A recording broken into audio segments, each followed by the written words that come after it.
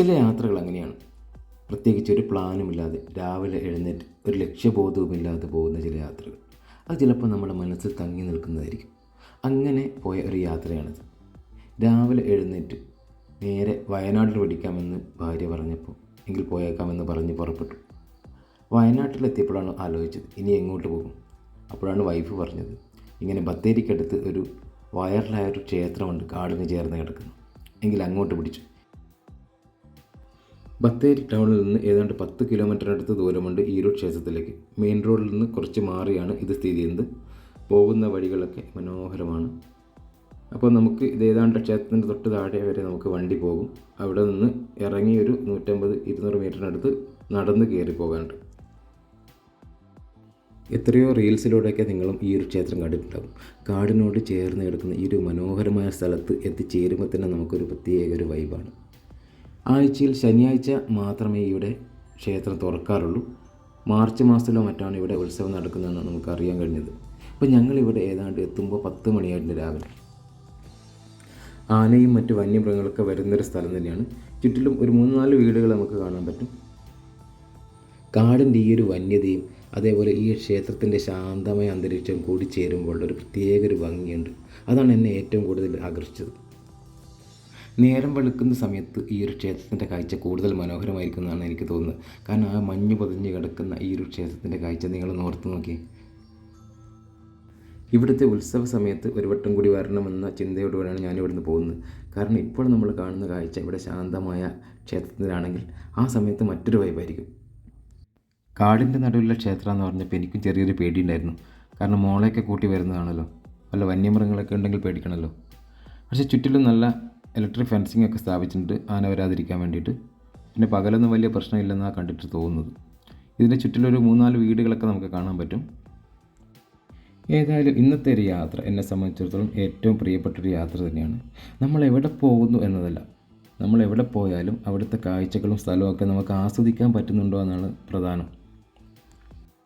ഇപ്പോൾ സമയം 11 മണിയായിട്ടുള്ളൂ. ഇനി എങ്ങോട്ട് പോകുന്നുള്ളൊരു ആലോചനയാണ് ഞങ്ങൾ ഇവിടെ നിന്ന് ഇറങ്ങുന്നത്. പ്രത്യേകിച്ച് പ്ലാനൊന്നുമില്ല, എങ്കിലും എങ്ങോട്ടെങ്കിലൊക്കെ ഒരു ഡ്രൈവിന് പോകാം എന്നുള്ളൊരു ആലോചനയാണ്. അവിടെ നിന്ന് നേരെ കാറുമെടുത്ത് ഊട്ടി റോഡിനെ വെച്ച് പിടിച്ചു. ഇവിടെ നിന്ന് ഏതാണ്ട് 45 കിലോമീറ്ററാണ് ഗൂഡല്ലൂരിലേക്കുള്ളത്. ഊട്ടിയിലേക്ക് ഒരു 95 കിലോമീറ്റർ ഉണ്ടാകും. അങ്ങനെയാണെങ്കിൽ ഗൂഡല്ലൂർ വരെ പോയിട്ട് വരാമെന്ന് വെച്ചു. ഇഷ്ടംപോലെ സമയവുമുണ്ട്. ഗൂഡല്ലൂർ എന്ന് പറയുന്നത് കേരളത്തിൻ്റെ തമിഴ്നാട്ടിൻ്റെ ഒരു ബോർഡറാണ്. അവിടെ നിന്ന് ഏതാണ്ട് 50 കിലോമീറ്ററാണ് ഊട്ടിയിലേക്കുള്ളത്.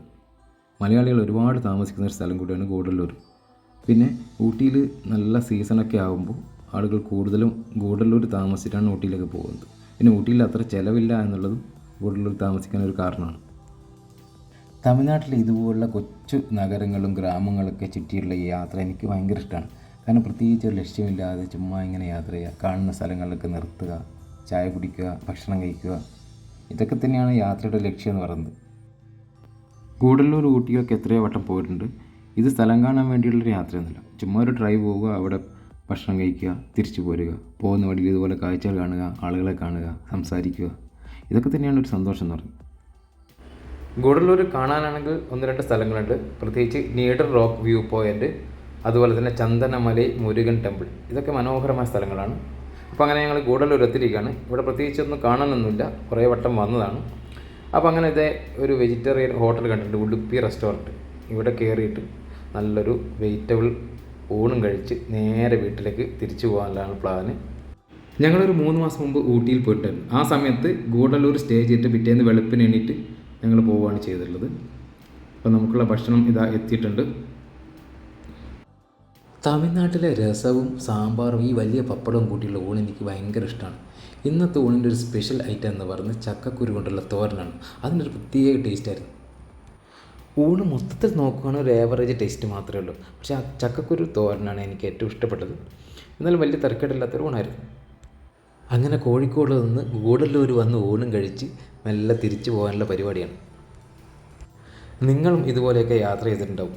ചായ കുടിക്കാനോ അല്ലെങ്കിൽ ഭക്ഷണം കഴിക്കാനോ വേണ്ടി മാത്രം 100-200 കിലോമീറ്ററൊക്കെ പോകുന്ന ആൾക്കാരുണ്ട്.